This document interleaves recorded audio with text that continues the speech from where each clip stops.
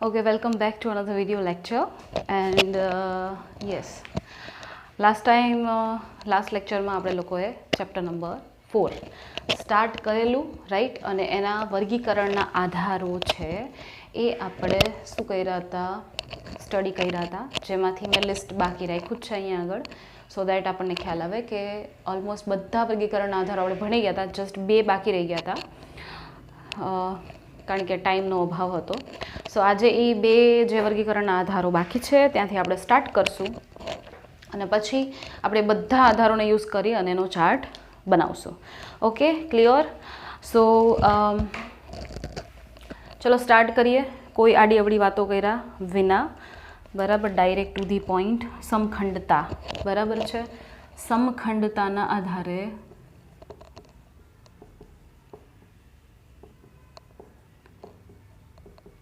પ્રાણીઓનું વર્ગીકરણ.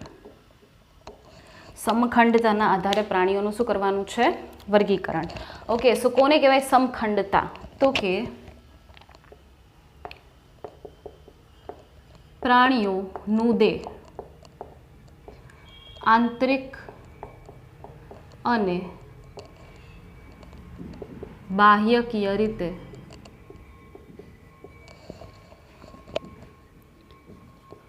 કેટલીક રચનાઓનું પુનરાવર્તન દર્શાવે, જેને સમખંડતા કહેવાય. શું કીધું છે? પ્રાણીઓનું દેહ છે એ આંતરિક એટલે કે અંદરથી અને બાહ્યકીય એટલે બહારથી અમુક એકમોનું શું દર્શાવતું હોય? પુનરાવર્તન. એની જે શરીરની રચનાઓ હોય એ પુનરાવર્તિત થતી હોય, એ રિપીટ થતી હોય. તો એવી જે રચનાઓ જે રિપીટ થાય છે તો આને કહેવાય સમખંડતા. ફોર એક્ઝામ્પલ, ઉદાહરણ હું તમને આપું તો એમાં આવશે નુપુરક. નુપુરક સમુદાય. એમાં પણ સ્પેસિફિક એક્ઝામ્પલ આપું, અળસિયું. બરાબર? અળસિયામાં શું થતું હોય? આ રીતે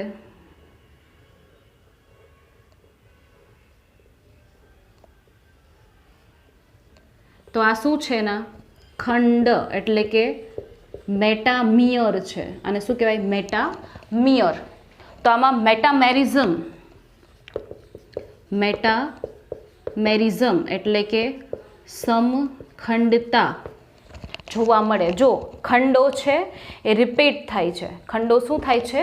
રિપીટ થાય છે. તો જો આવી રીતની રચના હોય તો એને કહેવાય સમખંડીય ખંડતા અથવા તો સમખંડતાના આધારે વર્ગીકરણ. ઘણાનું શરીર એવું હોય કે જે ખંડોમાં વિભાજિત ના પણ થતું હોય, ઘણાનું શરીર ખંડોમાં વિભાજિત થઈ જતું હોય. ક્લિયર? તો ન થતું હોય એનું એક ગ્રુપ બની શકે અને જેનું થતું હોય ખંડોમાં વિભાજિત એનું એક ગ્રુપ બની શકે. તો આપણે તો ગ્રુપ જ બનાવવાના હતા, એને તો કહેવાય વર્ગીકરણ. વર્ગીકરણ એટલે વર્ગોમાં વિભાજિત કરો. વર્ગીકરણ, કરણ મીન્સ કરો, વર્ગોમાં વિભાજિત, નાના મોટા જૂથમાં વિભાજિત કરો. ક્લિયર? નેક્સ્ટ વન કયું છે? મેરુદંડ. ઓકે, નેક્સ્ટ વન છે મેરુદંડ. તો મેરુદંડના આધારે વર્ગીકરણ. તો મેરુદંડના આધારે વર્ગીકરણ કેવી રીતે થાય? તો કે ભાઈ પ્રાણીઓ જેના મધ્ય ગર્ભ સ્તર માંથી પૃષ્ઠ બાજુએ દંડ જેવી રચના નિર્માણ પામે તેને મેરુદંડ કહેવાય. અને આવા પ્રાણીઓને મેરુદંડી પ્રાણીઓ કહેવામાં આવે. શું કીધું છે? પ્રાણીઓ જેના મધ્ય ગર્ભસ્તરમાં, હવે તમને ખ્યાલ હોય કે ગર્ભસ્તર છે એ કાં તો 2 હોય ને કાં તો 3 હોય. જો 3 હોય તો મધ્ય ગર્ભસ્તર હાજર હોય અને આ મધ્ય ગર્ભ સ્તર છે એમાંથી જો શરીરના પૃષ્ઠ બાજુ એટલે પાછળની બાજુએ જો દંડ જેવી કંઈક રચના બને, તો જો દંડ જેવી રચના જોવા મળે તો એને કહેવાય મેરુદંડી પ્રાણી. અને આ રચનાને કહેવાય મેરુદંડ. રચના છે એનું નામ છે મેરુદંડ અને પ્રાણીઓનું નામ છે મેરુદંડી. જો મેરુદંડ બને તો, ન બને તો અમેરુદંડી. તો બે ભાગ પડે, અમેરુદંડી અને મેરુદંડી. બરાબર. અમેરુદંડી કે જેમાં મેરુદંડ બનતો નથી અને અહીંયા મેરુદંડીમાં મેરુદંડ બને છે. શેમાંથી બને છે? તો કે મધ્ય ગર્ભ સ્તરમાંથી. મ યાદ રાખવાનું. મેરુદંડ મ ઉપરથી, મધ્ય ગર્ભ સ્તર મ ઉપરથી. બરાબર. કયા ગર્ભસ્તરમાંથી બને? તો કે મધ્ય ગર્ભસ્તરમાંથી મેરુદંડનું નિર્માણ થતું હોય તો મેરુદંડી, ન થતું હોય તો અમેરુદંડી. ક્લિયર? ઉદાહરણ પણ આપી દઉં. ઉદાહરણ આના કોણ છે? તો કે ઉદાહરણ છે સછિદ્રથી લઈ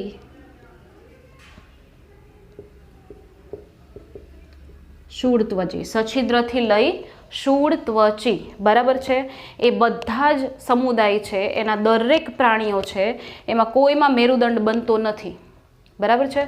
તો સછિદ્રથી લઈ શૂળત્વચી અને મેરુદંડ, બાકીના જેટલા ઉચ્ચ કક્ષાના પ્રાણીઓ વહી થાય બધામાં મેરુદંડની શું હોય છે? હાજરી. બધામાં મેરુદંડની શું હોય છે? હાજરી. ક્લિયર આટલું? તો મેરુદંડના આધારે બે પ્રકાર પાડી શકો, અમેરુદંડી અને મેરુદંડી. તો આપણા ઓલમોસ્ટ વર્ગીકરણના આધારો બધા જ કમ્પ્લીટ થઈ ગયા છે અત્યારે અહીંયા આગળ. અને હવે આપણે શું કરશું? આ આધારોને યુઝ કરી અને આપણે અમુક આધારોને, બધા જ આધારો આપણે યુઝ નહીં કરીએ અત્યારે, અમુક આધારોને આમાંથી સિલેક્ટિવલી ચૂઝ કરી અને એના આધારે આપણે વર્ગીકરણ આખો શું બનાવશું? ચાર્ટ. આપણે જો અત્યાર સુધી એક થિયરીમાં પોઈન્ટ ભણ્યા ને આ બધાય, હવે એનો ચાર્ટ બનાવશું કે ભાઈ આપણને આ આધારોને યુઝ કરી અને જોઈએ તો ખરા કે કેટલા ગ્રુપ બન્યા છે અને પછી તો એનો ખ્યાલ આવી શકે કે જેટલા ગ્રુપ બન્યા હોય એટલા ગ્રુપને જ આપણે સ્ટડી કરવા પડશે. ખ્યાલ આવ્યો? તો એના માટે પહેલાં સ્ક્રીનશોટ લઈ લો, એના પછી હું તમને ચાર્ટ ડ્રો કરાવી દઉં. Okay.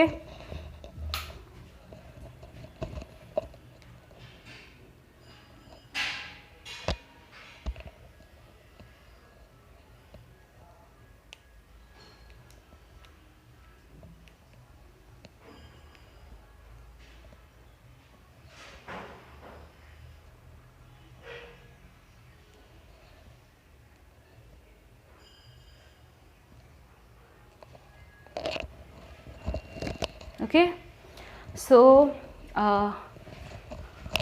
let's move on to chart. કે ચાર્ટમાં આપણે કઈ રીતે ડ્રો કરશું. બરાબર છે. હમણાં જ તમારી આગળ ક્લિયર થઈ જશે બધું.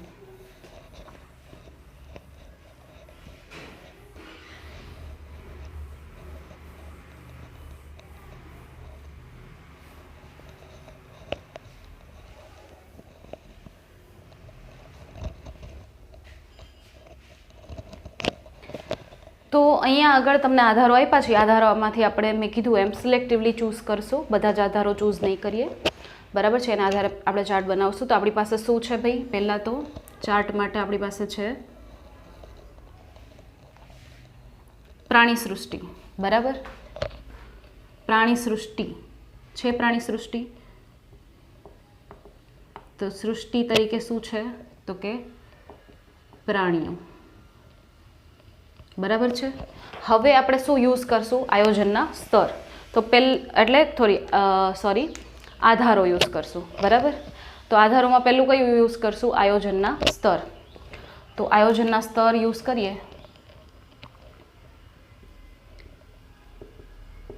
આયોજનના સ્તરના આધારે વર્ગીકરણ. તો આયોજનનું સ્તર એટલે શું? તો કે કાં તો શરીર કોષનું બનેલું હોય, કાં તો પેશીઓ બની ગઈ હોય, અંગ બની ગયા હોય, અંગતંત્ર બની ગયા હોય. તો બે ગ્રુપ પડશે અહીંયા આગળ.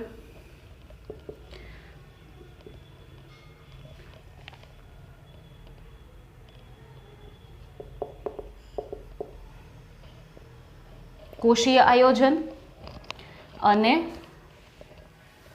બીજું કયું આયોજન બનશે? કોષીય અથવા તો પેશીય, અંગ અને અંગ તંત્ર સ્તરીય. બરાબર છે. પહેલું આપણે પ્રકાર પાડ્યો છે, પહેલાં આપણે વર્ગીકરણ કર્યું છે કોના આધારે? આયોજનના સ્તરના આધારે. બરાબર, જે આપણે ચૂઝ કરશું એની સામે રાઈટ કરી લેશું. ક્લિયર? તો જો પહેલાં આપણે કોના આધારે કર્યું છે? આયોજનના સ્તરના આધારે. તો આપણે 2 ગ્રુપ મળ્યા. તો હવે આપણે એના જોઈએ ઉદાહરણ. હવે એના શું જોઈએ? ઉદાહરણ એટલે કે જે આપણે સ્ટડી કરવાનું છે, જે આપણે ભણવાનું છે આખા ચેપ્ટરમાં. બરાબર છે. તો કોષીય આયોજન કોની અંદર જોવા મળે? તો કે કોષીય આયોજન છે એ આપણને જોવા મળશે સમુદાય સચ્છિદ્રમાં. કયા સમુદાયમાં? સચ્છિદ્ર સમુદાય. ક્લિયર?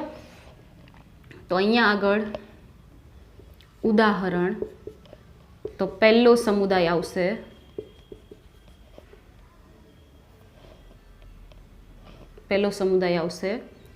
સચ્છિદ્ર. બરાબર છે. તો હું એને બોક્સ કરી દઉં છું. જે આપણે સ્ટડી કરવાનું છે ને એને હું બોક્સ કરી દઉં છું. સચ્છિદ્ર સમુદાય. ક્લિયર? તો આમાં શું આવશે? પેશીય અંગ ને અંગતંત્ર સ્તરીયમાં. તો કે એમાં હજુ એવા સજીવો છે જેમાં પેશીય અંગતંત્ર સ્તરીય આયોજન પણ જોવા મળે છે, પણ હજુ એનું પાછું વર્ગીકરણ કરવું છે. તો હવે એનું વર્ગીકરણ કઈ રીતે કરશું? તો કે એનું વર્ગીકરણ કરશું આપણે કોના આધારે? તો કે એનું વર્ગીકરણ કરશું આપણે ગર્ભસ્તરના આધારે અને દેહકોષ્ઠના આધારે. પહેલાં આપણે કોના આધારે કરશું? ગર્ભસ્તર અને સમમિતિના આધારે. ગર્ભસ્તર અને સમમિતિના આધારે વર્ગીકરણ કરશું. તો જો અહીંયા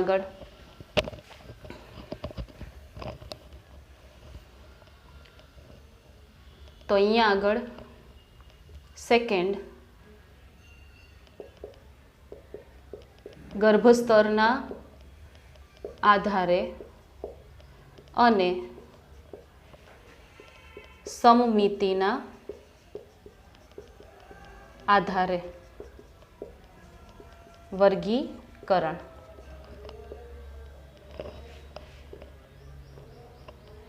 ગર્ભસ્તર અને સમમિતિ બંનેના આધારે વર્ગીકરણ કરીએ તો શું મળશે આપણને?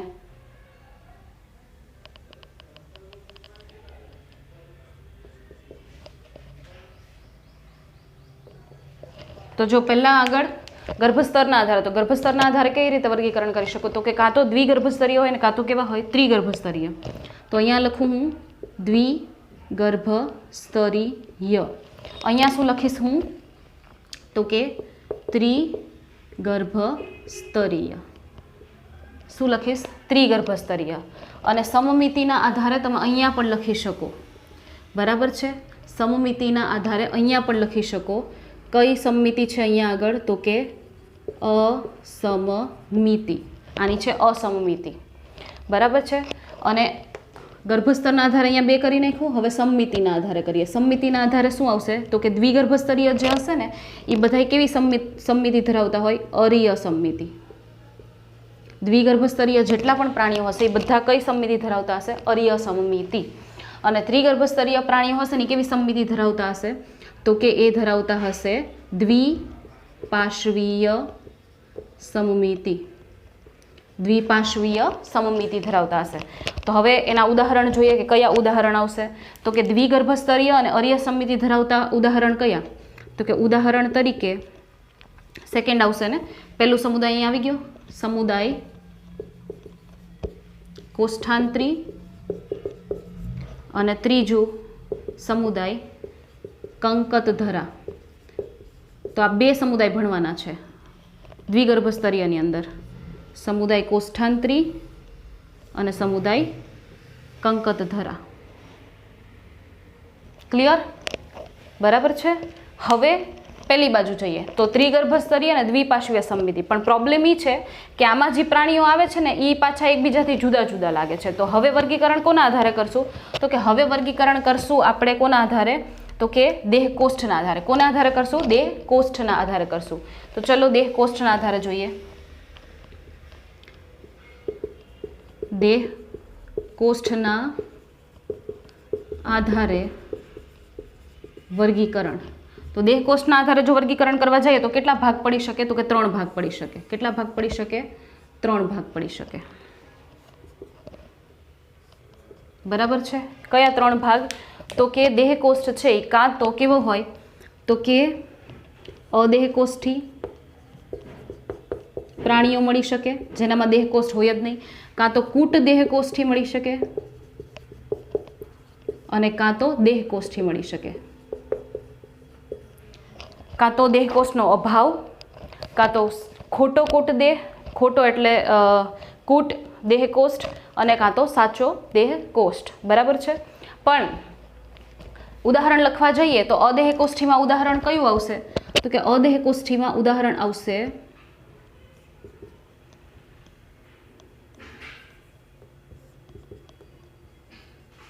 ઉદાહરણ કેટલામાં આવશે? ચોથું. તો ચોથું અદેહ કોષ્ઠીમાં સમુદાય પૃથુકૃમિ, બરાબર છે, પૃથુકૃમિ. કૂટદેહ કોષ્ઠીમાં કયું ઉદાહરણ આવશે? તો કૂટદેહ કોષ્ઠીમાં ઉદાહરણ આવશે પાંચમું સમુદાય કયો? સૂત્રકૃમિ.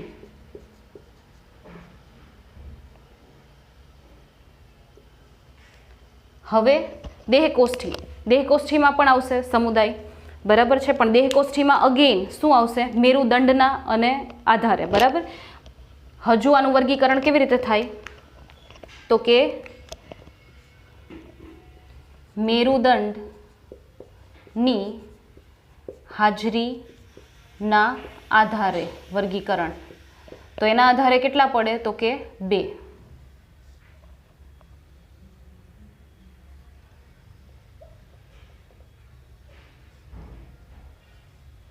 બરાબર છે, 2 પડે. કયા કયા 2? તો કે અમેરુદંડી, આમ તો 3 પડે. અમેરુદંડી, બરાબર, પણ એમાં જ સામી મેરુદંડીને અત્યારે સમાવેશિત કરી લીધો છે એટલે 2 ભાગ પાડું છું. અમેરુદંડી અને મેરુદંડી, કાં તો હાજર છે અને કાં તો કેવા છે? ગેરહાજર. તો અમેરુદંડી મીન્સ જેમાં મેરુદંડની ગેરહાજરી છે. તો એમાં કયા આવશે? તો કે ઉદાહરણ તરીકે સમુદાય કેટલામો? છઠ્ઠો. છઠ્ઠો સમુદાય કોણ છે? તો કે છઠ્ઠો સમુદાય છે નુપૂરક.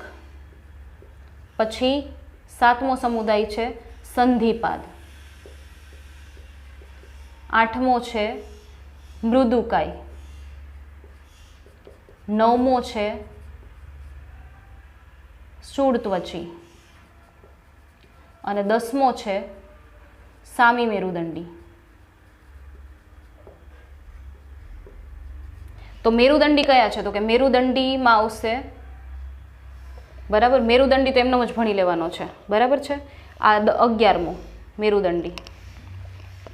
ક્લિયર? તો આપણું વર્ગીકરણ થઈ ગયું. કોના કોના આધારે કર્યું? આયોજનના સ્તરના આધારે, સમમિતિના આધારે, ગર્ભસ્તરના આધારે, દેહકોષ્ઠના આધારે અને મેરુદંડના આધારે. જો તો આપણે ટોટલ આ ચેપ્ટરમાં કેટલું ભણશું? તો કે આપણે આ ટોટલ ચેપ્ટરમાં કેટલા સમુદાય ભણવાના છે? તો કે સમુદાય ભણવાના છે 11 સમુદાય. કેટલા ભણશું? સમુદાય 11. પહેલો સમુદાય સછિદ્ર સમુદાય, જે અસમિતિ ધરાવે છે, જે કોષીય આયોજન ધરાવે છે. પછીનો સમુદાય કોષ્ઠાંતરી, તો કોષ્ઠાંતરી છે. અને કંકતધરા જે સમુદાય છે એ અર્ય સમમિતિ ધરાવે છે, દ્વિગર્ભસ્તરીય પ્રાણીઓ છે અને પેશીય આયોજન ધરાવે છે, બરાબર છે. પછી કયા? તો કે પૃથુકૃમિ સમુદાય. પૃથુકૃમિ સમુદાય અદેહકોષ્ઠી છે, દ્વિપાર્શ્વીય સમમિતિ ધરાવે છે, ત્રિગર્ભસ્તરીય છે અને અંગસ્તરીય આયોજન ધરાવે છે. પછી આવ્યા સૂત્રકૃમિ. સૂત્રકૃમિ તો કે કૂટદેહકોષ્ઠી છે, બરાબર છે, દ્વિપાર્શ્વીય સમમિતિ ધરાવે છે, ત્રિગર્ભસ્તરીય છે અને અંગતંત્ર રચના ધરાવે છે. પછી આવ્યા નુપૂરક, સંધિપાદ, મૃદુકાય, સ્થૂળત્વચી, સામી મેરુદંડી. એ બધા કેવા છે? અમેરુદંડી છે, દેહકોષ્ઠી પ્રાણીઓ છે, દ્વિપાર્શ્વીય સમમિતિ ધરાવે છે, ત્રિગર્ભસ્તરીય છે અને અંગતંત્ર સ્તરીય આયોજન ધરાવે છે. પછી એવા મેરુદંડી, તો કે મેરુદંડી છે, એમાં મેરુદંડની હાજરી જોવા મળી, દેહકોષ્ઠી પ્રાણી છે, દ્વિપાર્શ્વીય સમમિતિ ધરાવે, ત્રિગર્ભસ્તરીય પ્રાણીઓ છે અને અંગતંત્ર સ્તરીય રચના ધરાવે છે. જોયું? તમને આ ચાર્ટ યાદ હોય તો જ્યારે તમને કોઈ ટૂંકનોંધ પૂછવામાં આવે, ફોર એક્ઝામ્પલ તમને ટૂંકનોંધ પૂછવામાં આવી છે શું? તો કે સંધિપાદની ટૂંકનોંધ પૂછવામાં આવી છે કે સંધિપાદ સમુદાય વિશે વર્ણવો. તો તમારે સિમ્પલ લોજિક, તમને આ ચાર્ટ યાદ હોય તો તમને સિમ્પલ એવું ખબર હોવી જોઈએ કે ભાઈ સંધિપાદ છે તો ઉપર જોવું જોઈએ તો સંધિપાદમાં શું લખ્યું છે? અમેરુદંડી. કે ભાઈ તો એક પોઈન્ટ તમારો એ થઈ ગયો કે અમેરુદંડી પ્રાણીઓ છે, એનો મતલબ કે મેરુદંડની ગેરહાજરી જોવા મળે છે. બીજો પોઈન્ટ એનો શું થશે? દેહકોષ્ઠી, તો એનો મતલબ કે સાચી દેહ ગુહા જોવા મળે છે, દેહકોષ્ઠી પ્રાણીઓ છે. પછી એનો ઉપર જાવશો તો દ્વિપાર્શ્વીય, તો કે ભાઈ એનું શરીર 2 ભાગોમાં વિભાજિત થાય છે, મધ્ય અક્ષ કાપતા જમણું અને ડાબું. પછી ઉપરનો પોઈન્ટ આવ્યો ત્રિગર્ભસ્તરીય, તો કે ભાઈ 3 ગર્ભસ્તરની હાજરી ધરાવે છે, અંતઃ, મધ્ય અને બાહ્ય. પછી એના ઉપર જશો તો આ મળશે તો કે અંગતંત્ર સ્તરીય રચના જોવા મળે છે. તો જોજે કેટલા બધા પોઈન્ટ્સ તો તમારે એમનેમ જ થઈ ગયા. કેટલા પોઈન્ટ્સ થયા સંધિપાદ સમુદાયના? 1, 2, 3 4 5 5 પોઈન્ટ તો તમારે એમને લખાઈ ગયા ફ્રીમાં, જો તમને આખો આ ચાર્ટ યાદ હોય તો. ક્લિયર છે? તો ટૂંકમાં આ ચાર્ટ યાદ હશે ને તો ઇઝીલી તમે એના ડિસ્ક્રિપ્શનમાં વગર વિચારે એમનેમ જ તમને આવડી જશે. તમે વાંચ્યું નહીં હોય ને તોય, જો આ ચાર્ટ યાદ હશે તો ટૂંકનો વાંચી નહીં હોય ને તોય તમે અમુક પોઈન્ટ તો એમને તમારી રીતે લખી શકશો. ક્લિયર થયું? બરાબર છે. આનો સ્ક્રીનશોટ લઈ લો.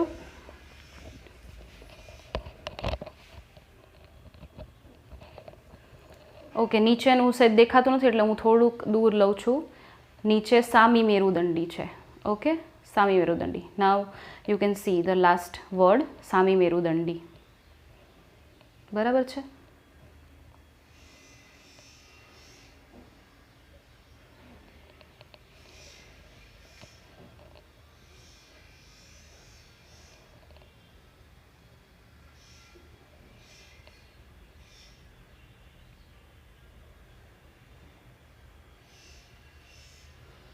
ઓકે, સો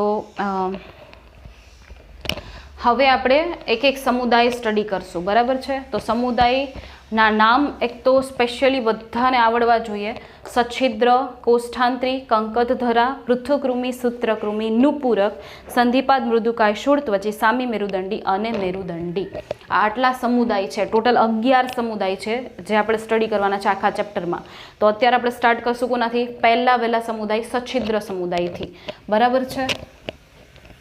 જેમ હું તમને પોઈન્ટ્સ લખાવું પ્લીઝ એ રીતે પોઈન્ટ્સ નોટ ડાઉન કરજો સો દેટ તમને વાંચવામાં એકદમ સરળતા રહે.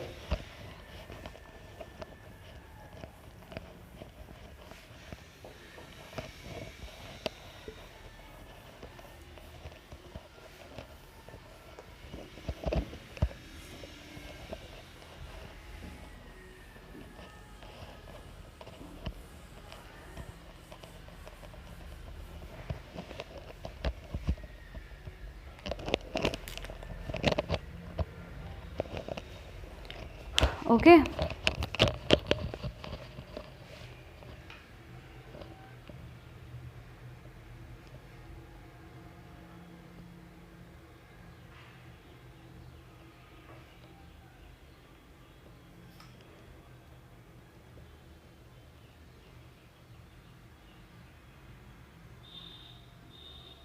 ઓકે. સો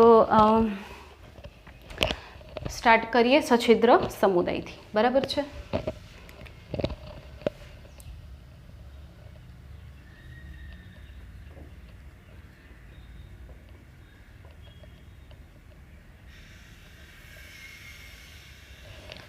તો હું તમને પહેલાં તો પોઈન્ટ્સ એના છે એ અહીંયા આગળ લખી આપું, એના પછી આપણે એક એક કરીને સમજશું. બરાબર છે?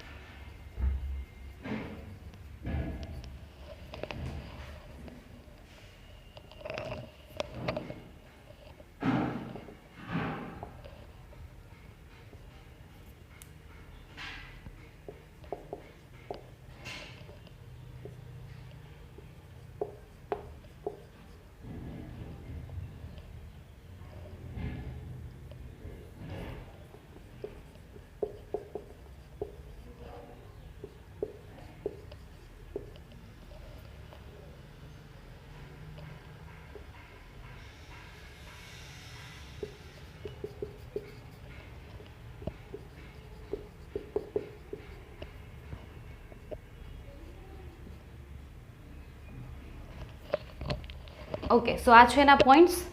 હવે આપણે લોકો એનું શું કરશું, એની સામેનું ડિસ્ક્રિપ્શન લખશું. બરાબર છે. તો જો અહીંયા આગળ શું લખેલું છે, પહેલાં તો નામનો અર્થ. બરાબર. સ મીન્સ હાજર છે. સ મીન્સ હાજર. છિદ્ર મીન્સ છિદ્ર.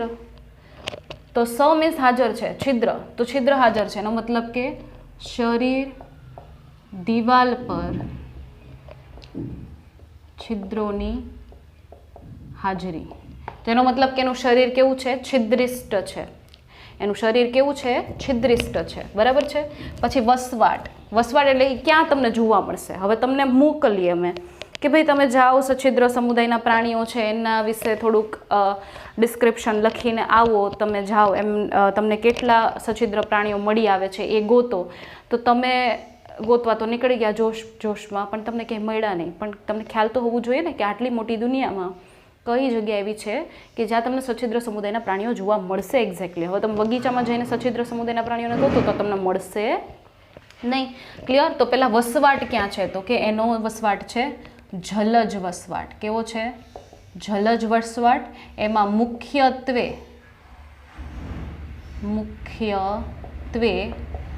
દરિયાઈ અને કેટલાક મીઠા જળના. શું કીધું છે, જલજ વસવાટ મીન્સ પાણીમાં તો રહે છે, પણ પાણી બે પ્રકારનું છે ભાઈ, ખારું છે અને મીઠું છે. નદીનું હશે, મીઠું હશે, દરિયાનું હશે, ખારું હશે. તો મોટાભાગના પ્રાણીઓ દરિયામાં મળશે અને ઓછા આમાંથી અમુક મેમ્બર્સ એવાય હશે કે જેને મીઠું પાણી પસંદ છે એ મીઠા પાણીમાં પણ મળશે. બરાબર છે. તો સ્પોન્જીલા મીઠા પાણીની છે, સ્પોન્જીલા. બરાબર છે. એ પછી આપણે લખશું. આયોજનનું સ્તર. આયોજનનું સ્તર કેવું છે, તો કે ભાઈ આ પ્રાણીઓ એવા છે કે જેના શરીર છે એ આયોજનનું સ્તર કેવું ધરાવે છે, તો કે કોષીય આયોજન. કોષીય એટલે કે બહુકોષીય આયોજન છે, પેશી બનતી નથી. કોષીય આયોજન છે, બસ કોષ સુધીનું સીમિત છે, કોષોએ ભેગા મળી પેશી બનાવી નથી. એના પછી આવશે સમમિતિનો પ્રકાર. તો કે ભાઈ આ પ્રાણીઓ છે એ અસમમિતિ ધરાવે છે. અસમમિતિ મીન્સ એનું શરીર છે એ સમાન ભાગોમાં મધ્ય અક્ષધરીએ વિભાજિત કરતા સમાન ભાગોમાં વિભાજિત થતા નથી. એનું શરીર છે એ કંઈક આડાઅવળું છે, એટલે તમે સમાન રીતે એને વિભાજિત કરી શકશો નહીં. તો અસમમિતિ. ગર્ભસ્તર કેટલા છે, તો કે ભાઈ આ પ્રાણીઓ દ્વિગર્ભસ્તરીય છે.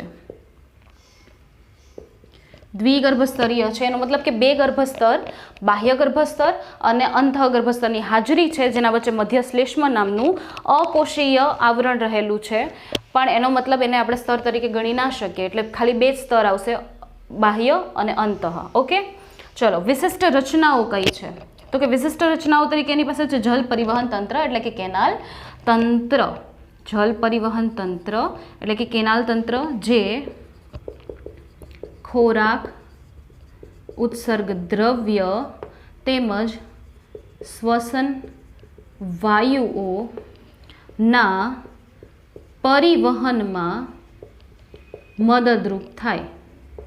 શું કીધું છે, જલ પરિવહન તંત્ર. તો કંઈક આ રીતનું જલ પરિવહન તંત્ર હોય. આપણે એક્ઝામ્પલ લઈએ અહીંયા આગળ. બરાબર છે.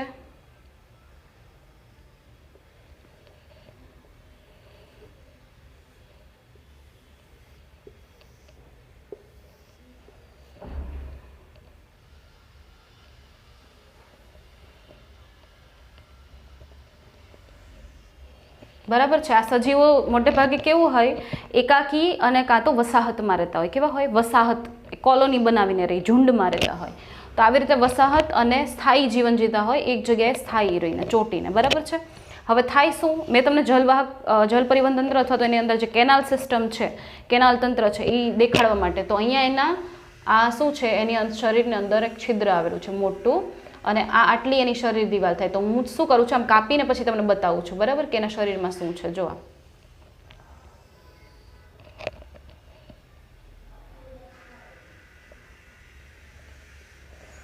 આટલી શું છે, આટલી એની છે શરીર દિવાલ છે. શરીર દિવાલ આટલી જાડી છે ને એની શરીર દિવાલ છે. બરાબર છે. તો થાય શું, તો કે શરીર દિવાલમાં શું આવેલા છે, છિદ્ર આવેલા. શું આવેલા છે, છિદ્ર. તો જો આ રહ્યા છિદ્ર.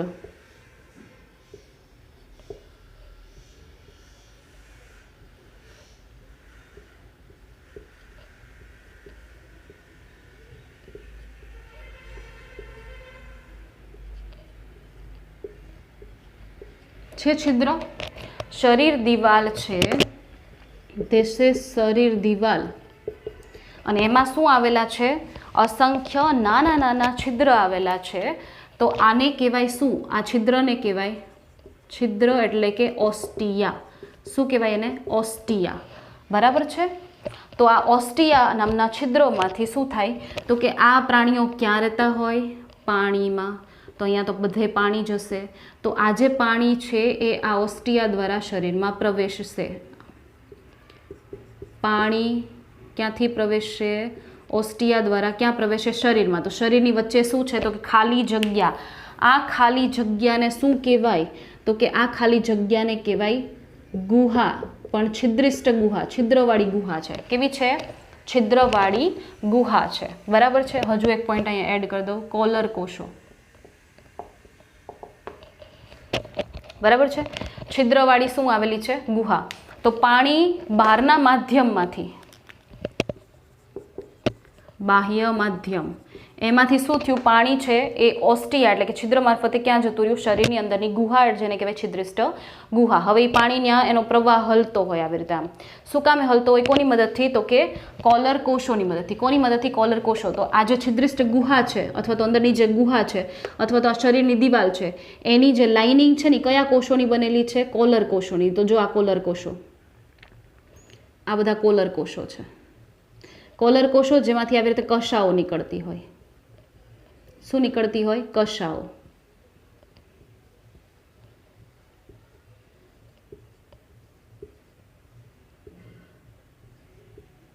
તો આ શું છે? તો કે એ છે કોલર કોષ. અને આમાંથી જે નીકળે છે એને શું કહેવાય? તો કે કશા.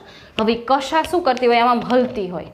એના લીધે શું થાય? તો કે પાણી જે બહારથી અંદર આવે એ પાણી પછી આ છિદ્રિષ્ટ ગુહા મારફતે અને આ શરીર છે એ એક જ છેડે ખુલે છે. અહીંયાથી તો બંધ છે, જો અહીંયાથી તો બંધ છે, એક જ છેડે ખુલે છે. તો આ જે મોટું છિદ્ર છે એને શું કહેવાય?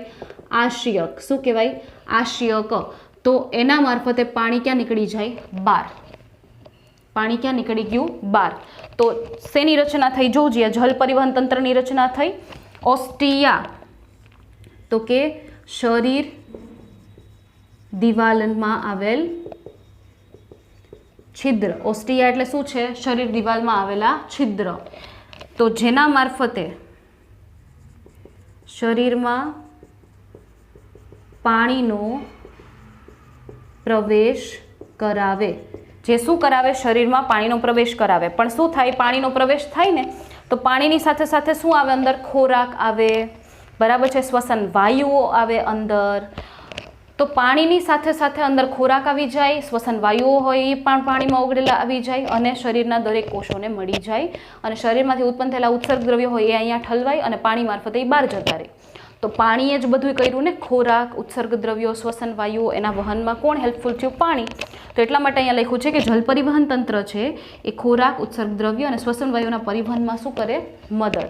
બરાબર છે. છિદ્રિષ્ટ ગુહા. તો છિદ્રિષ્ટ ગુહા શું છે? તો કે શરીરમાં આવેલ અવકાશ. શરીરમાં આવેલ અવકાશને શું કીધી છે? છિદ્રિષ્ટ ગુહા. અને જો ગુહામાં વચ્ચે વચ્ચે છિદ્ર છે એટલે છિદ્રિષ્ટ ગુહા કીધી. આશયક શું છે? તો કે શરીર છિદ્રિષ્ટ ગુહા શરીર બહાર મોટા છિદ્ર દ્વારા ખુલે. છિદ્રિષ્ટ ગુહા છે એ શરીરની બહાર એક મોટા છિદ્ર દ્વારા ખુલે જેને શું કહેવાય? આશયક. જેને શું કહેવાય? આશયક. બરાબર. પછી એવું કોલર કોષ. કોલર કોષો શું છે? તો કાર્ય જો તો કે છિદ્રિષ્ટ ગુહા અને અથવા શરીર દિવાલ ની સપાટીમાં આવેલ કોષ કશા ધરાવતા કોષ. કશા ધરાવતા કોષ છે. બરાબર છે. ક્લિયર આટલું? પછી શું આવ્યું છે? જો પછી કયો પોઈન્ટ આવ્યો? પાચન. પછી કયો પોઈન્ટ આવ્યો? પાચન. તો પાચન કેવું છે? તો કે પાચન છે એ છે અંતઃકોષીય. પાચન કેવું છે? અંતઃકોષીય. મીન્સ કોષની અંદર પાચન થાય. કોષની ક્યાં થાય પાચન? અંદર. બરાબર છે. અંતઃકોષીય છે. આપણું કેવું છે? બાહ્યકોષીય. આપણે જો આમ પાચન તંત્ર આપણું આમ હોય ને, આ આપણો પાચન તંત્ર, તો અહીંયા કોષો હોય દિવાલમાં, પણ આપણું પાચન અહીંયા થાય, તો આને કહેવાય બહિર્કોષીય. પણ આનું પાચન કેવું છે? અંતઃકોષીય, કોષની અંદર થાય. અહીંયા બહાર નથી થતું, કોષોની બહાર નથી થતું. ક્યાં થાય છે? કોષોની અંદર થાય છે. ક્લિયર આટલું? તો અંતઃકોષીય પ્રકારનું પાચન. લિંગ ભેદ, તો લિંગ ભેદ જોવા ન મળે, એટલે કે પ્રાણીઓ કેવા છે? ઉભય લિંગી અથવા તો દ્વિલિંગી. મીન્સ નર અને માદા જેવું તમે અલગ કરી શકો નહીં. બરાબર છે? નર અને માદાજન્યુ બંને એક જ શરીરમાંથી ઉત્પન્ન થતા હોય તો એને કહેવાય ઉભયલિંગી. તો પ્રજનન કેવું દર્શાવે છે?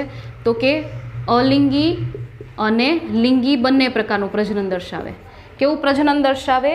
અલિંગી અને લિંગી બંને પ્રકારનું પ્રજનન દર્શાવે. અલિંગી કે જેમાં એક જ પિતૃ ભાગ લેતો હોય, બરાબર છે, જેમાં જન્યુ ઉત્પન્ન ના થતા હોય. તો અલિંગી પ્રજનન જેમાં પદ્ધતિ છે અવખંડન દ્વારા અને કલિકા સર્જન દ્વારા. બરાબર છે? અવખંડન દ્વારા. અવખંડન એટલે શું? ધારી લો કે તમે આવી વાદળી લીધી છે, બરાબર, આને વાદળી પણ કહેવાય. બરાબર, આના સભ્યોને શું કહેવાય? વાદળી. કારણ કે એના શરીર છે એ સ્પંચ જેવા હોય, સ્પંચ જેવા, એટલા માટે એને વાદળી કીધી છે. બરાબર, આ સભ્યોને બધાને વાદળી કહેવામાં આવે છે. તો વાદળી છે એના શરીરને તમે ટુકડાઓમાં વિભાજિત કરી નાખો. તો ધારી લો કે મેં આ 2 ટુકડા કરી નાખ્યા, તો હવે આ 2 ટુકડા થયા, તો આ નવા 2 સજીવ બની ગયા. આ કેટલા સજીવ બની ગયા? 2 નવા સજીવ. બરાબર, તો હું આના 5 ટુકડા કરે ને તો કેટલા નવા સજીવ બને? 5 સજીવ. દરેક ટુકડો છે એ વૃદ્ધિ પામીને નવા સજીવ તરીકે વર્તે છે. બરાબર, તો જેટલા ટુકડા એટલા નવા સજીવ. તો અવખંડન દ્વારા એ શું કરે છે? પ્રજનન કરે છે, નવી સંતતિ પોતાની બનાવે છે. બરાબર છે? કલિકા સર્જન કોને કહેવાય? તો કે કલિકા એટલે કે શરીરની અંદર અંતઃકલિકા પ્રકારનું આમાં પ્રજનન જોવા મળે. શરીરની અંદર કોષોનો સમૂહ બનાવી અને અંતઃકલિકા સર્જે અને એના દ્વારા એ પોતાના નવા સંતતિને જન્મ આપે. લિંગી પ્રજનનમાં શું કરે? તો કે નરજન્યુ અને માદાજન્યુ ઉત્પન્ન કરે. શું ઉત્પન્ન કરે? નરજન્યુ અને માદાજન્યુ બંને ઉત્પન્ન કરે અને એના દ્વારા લિંગી પ્રજનન દર્શાવતા હોય. ફલન કેવું છે? તો કે ફલન છે અંતઃફલન પ્રકારનું. ફલન કેવું છે? અંતઃફલન. અંતઃ મીન્સ શરીરની અંદર જ નરજન્યુ માદાજન્યુ સાથે જોડાય અને ફલિતાંડની રચના કરે, શરીરની અંદર જ, તો એને કહેવાય અંતઃફલન. પછી છે વિકાસ, કે ભાઈ વિકાસ કેવો છે? તો કે વિકાસ છે પરોક્ષ વિકાસ છે, પરોક્ષ પ્રકારનો. એટલે કે ડિંભ અવસ્થા જોવા મળે, પિતૃથી જુદો દેખાવ. બરાબર છે? વિકાસ કેવો છે? પરોક્ષ પ્રકારનો. પરોક્ષ વિકાસ કોને કહેવાય? તો કે આના જે સંતતિ ઉત્પન્ન થશે આની, તો એ સંતતિ છે એ એના પુખ્ત સજીવ જેવી લાગતી હશે નહીં, એ કંઈક અલગ જ લાગતી હશે, એના પિતૃ જેવી નહીં લાગતી હોય. તો એનો મતલબ કે એને કહેવાય એનું ડિંભ. પછી ડિંભ છે એ પરિપક્વ થશે, એ મોટું થઈ જશે, ત્યારે એ એના પુખ્ત સજીવ જેવું લાગશે. એનો મતલબ કે જન્મ પછીની એક એવી અવસ્થા કે જ્યારે એ કંઈક જુદું જ દેખાવ ધરાવે છે, તો એને ડિંભાવસ્થા કહેવાય. સીધું જ એના પુખ્ત સજીવ જેવો એ દેખાવ ધરાવતી નથી. ફોર એક્ઝામ્પલ, આપણે જન્મ લઈએ ત્યારથી મનુષ્ય જેવા જ લાગતા હોય, આપણા પુખ્ત સજીવ જેવા જ લાગતા હોય. આપણે મોટા થઈએ તોય આપણે મનુષ્ય જેવા પુખ્ત સજીવ જેવા જ લાગતા હોય. તો એ વિકાસ છે, પ્રત્યક્ષ વિકાસ છે. આપણો કેવો છે? પ્રત્યક્ષ મીન્સ સીધો વિકાસ છે. આ કેવો છે? ઇનડાયરેક્ટ ડેવલપમેન્ટ છે, ઇનડાયરેક્ટ વિકાસ છે, કે પહેલાં કંઈક અલગ લાગતું હતું અને પછી એણે જેવું લાગવાનું છે એવું એ લાગે છે. બરાબર છે? તો ફોર એક્ઝામ્પલ, બીજું જો તમને ના સમજાતું હોય તો બીજું એક એક્ઝામ્પલ આપી દઉં પતંગિયાનું. કે પતંગિયું છે, એના જે બેબીઝ આવે એ બેબીઝ એના શું હોય? ઈયળ. તો ઈયળ ને પતંગિયામાં હાથી ઘોડાનો ફેર છે. તો ઈયળ કંઈક જુદી જ લાગે છે ને, પતંગિયા જેવી તો લાગતી નથી. તો એનો મતલબ કે ઈયળ છે હવે વિકસિત થશે, પછી એમાંથી પતંગિયું બનશે. તો ડાયરેક્ટ પતંગિયું ના બન્યું ને, વચ્ચે કંઈક એવી અલગ અવસ્થા આવી, તો એને કહેવાય પરોક્ષ વિકાસ. પરોક્ષ વિકાસ મીન્સ વચ્ચે કંઈક નવી અવસ્થા જોવા મળવી, ડિંભાવસ્થા જેને કહેવાય, ડિંભ કહેવાય એને. શું કહેવાય? ડિંભ. હવે આવ્યા એના ઉદાહરણ. તો ઉદાહરણ એના કયા કયા છે? તો કે સાયકોન, યુસ્પોન્જિયા અને સ્પોન્જીલા. તો દરેકના ઉદાહરણ તમને ટેક્સ્ટબુકમાં આપેલા જ છે. આ રીતની તમને જો જોવા મળશે, આ રીતનું શરીર હશે, ગ્રુપમાં બધાય આવી રીતે ખડક ઉપર ચોટેલા છે. તો આ છે સાયકોન, આનું નામ છે સાયકોન, બરાબર છે. ખારા પાણીની છે, દરિયાઈ. પછી ધારી લો કે તમને કંઈક આવી જોવા મળી, આ સપાટી એના ઉપર આવી રીતે છે, તો આ છે યુસ્પોન્જિયા. અને ધારી લો કે તમને આવી જોવા મળી કંઈક,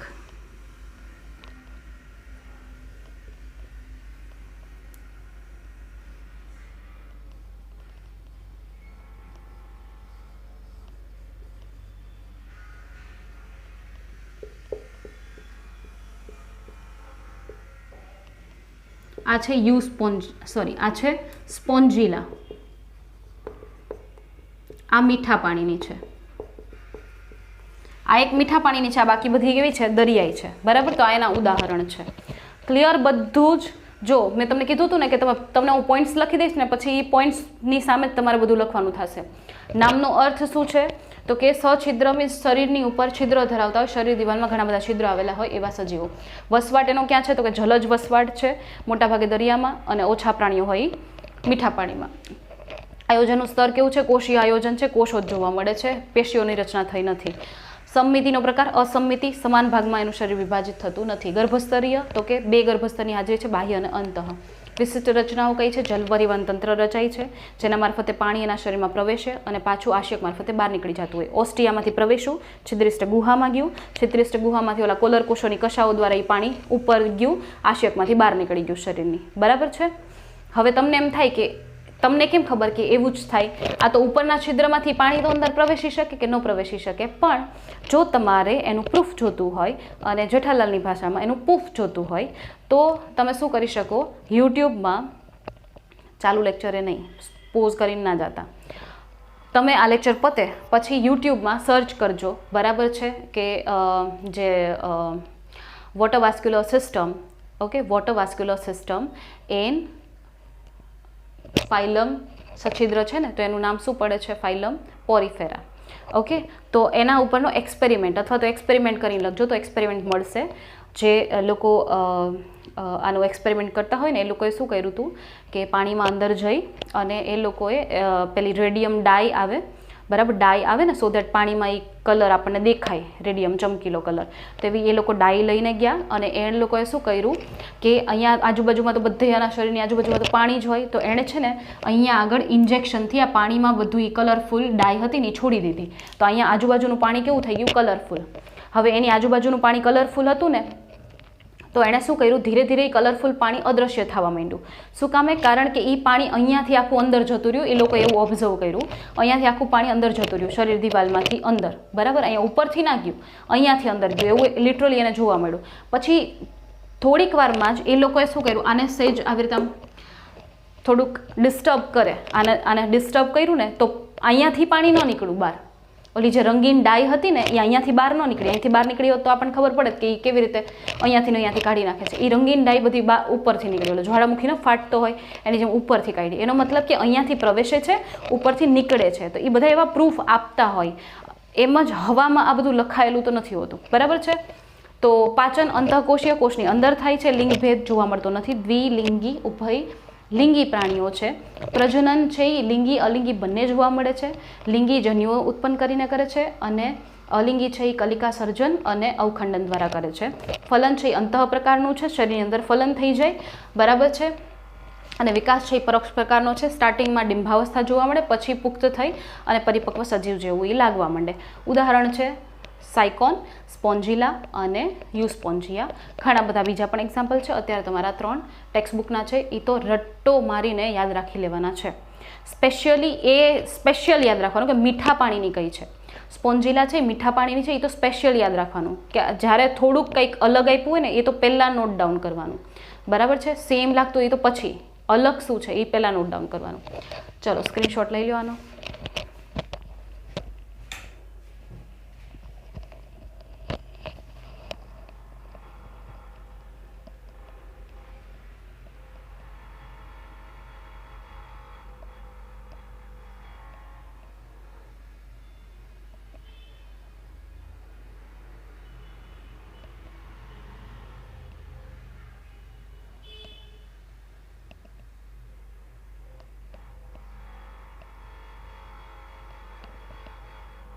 ઓકે, સો નેક્સ્ટ સમુદાય હવે આવશે. ટેક્સ્ટબુકમાં કોષ્ઠાંતરી છે નેક્સ્ટ સમુદાય, પણ હું તમને અત્યારે કોષ્ઠાંતરી નહીં કરાવું, કારણ કે કોષ્ઠાંતરી છે એ કરાવવા જઈશ તો ટાઈમ ઓવર થઈ જશે. એના કરતાં બેટર છે કે હું એના પછીનો સમુદાય કરાવી નાખું, કંકતધરા પહેલાં કરાવી નાખું. બરાબર છે? તો પહેલાં આપણે કંકતધરા જોશું અને કોષ્ઠાંતરી છે ને એ આના નેક્સ્ટ લેક્ચરમાં જોશું. બરાબર છે? કારણ કે એ થોડોક લાંબો છે, સમજાવતા થોડોક ટાઈમ જોઈએ મારે, ફટાફટ સમજાવવામાં મજા ના આવે.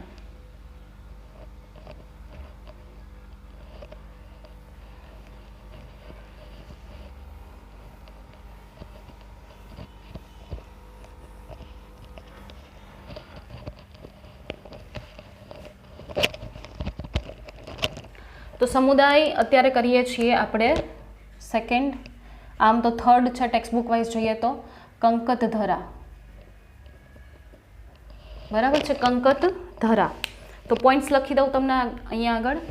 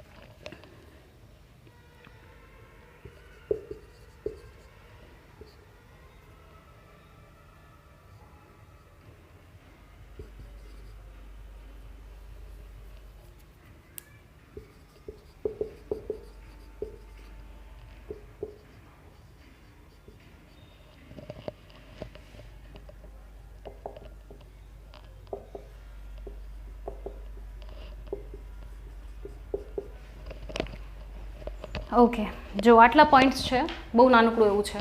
આ તો મેં છૂટું છૂટું લખ્યું છે એટલે, બાકી છે નાનકડું. જાણીતા નામ. જાણીતા નામમાં શું છે તો કે કંકતધરા છે એને કોમ્બ જેલી અથવા તો સી વોલનટ એટલે કે દરિયાઈ અખરોટ, કોમ્બ જેલી અથવા તો દરિયાઈ અખરોટ, કંકત જેલી એના નામથી એને ઓળખવામાં આવે છે. જાણીતા નામ છે એના. બરાબર છે? પછી છે વસવાટ.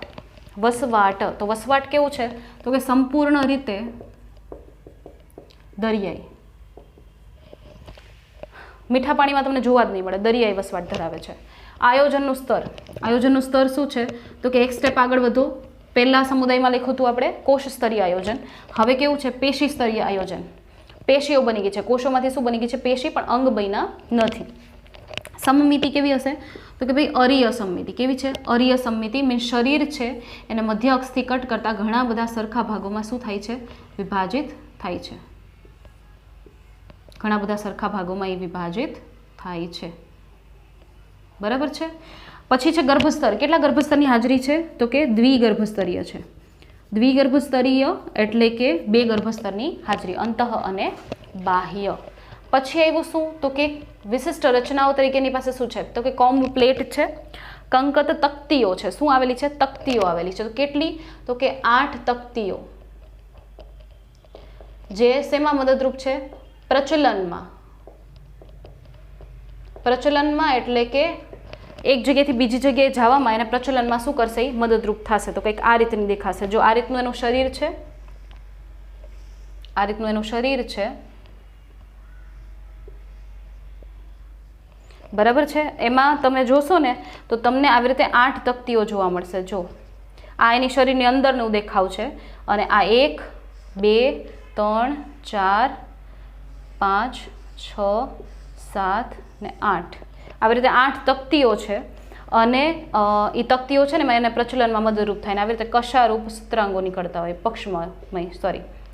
પક્ષમાં રૂપ શું નીકળતા હોય સૂત્રાંગો બરાબર છે તો આ એની તકતીઓ છે પછી બીજી વિશિષ્ટ રચના શું છે તો કે જૈવિક પ્રદીપ્યતા એટલે કે સ્વયં પ્રકાશિતતા નો ગુણ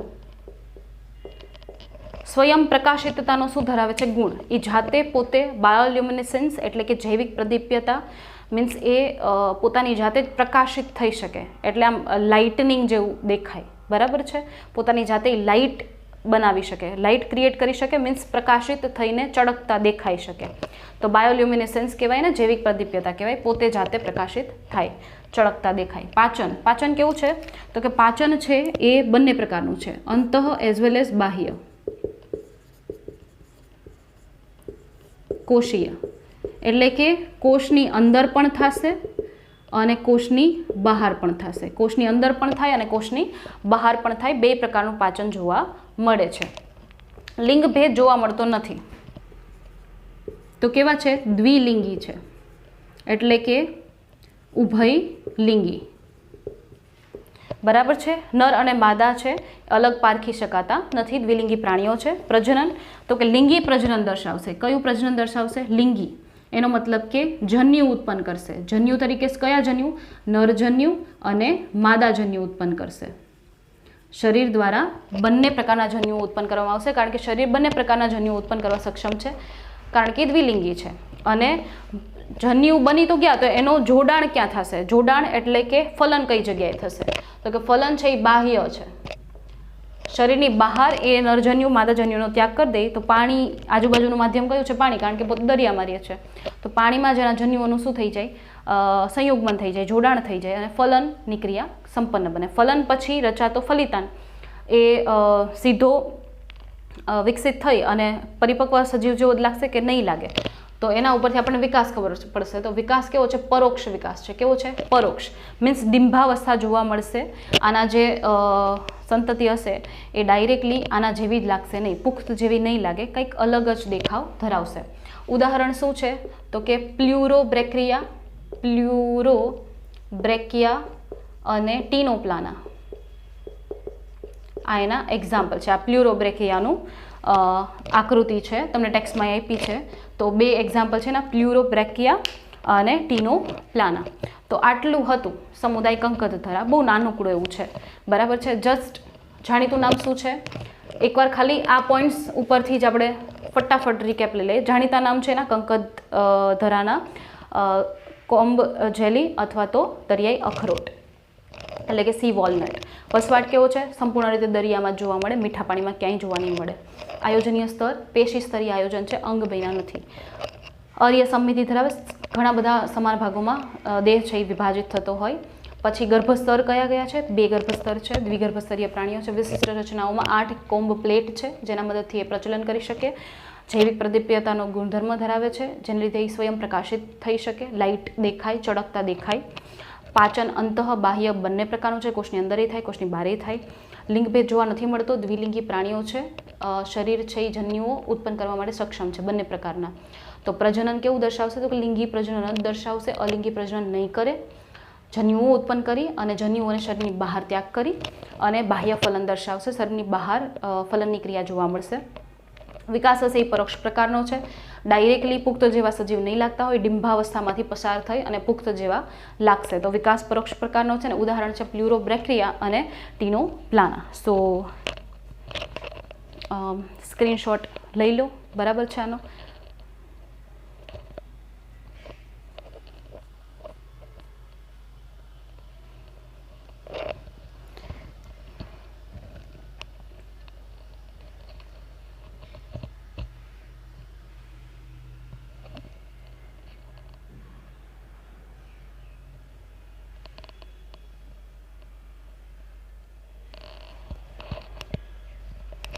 ઓકે તો